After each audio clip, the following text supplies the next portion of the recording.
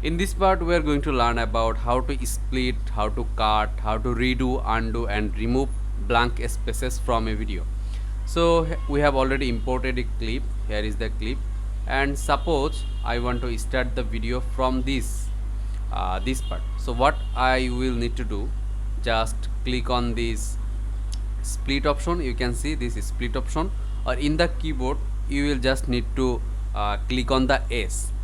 Now you can see we have splitted the video into two parts, and I don't need this part, so that is why I am pressing X.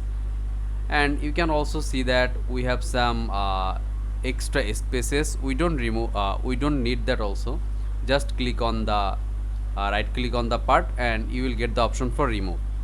Okay, now your video will start from the first place, that is means 00th place. Okay, so we have split it. Now here is some more options. You can also do this from this time that this bar. Here you will get the option for undo, redo. So the shortcut key for undo is Ctrl plus Z,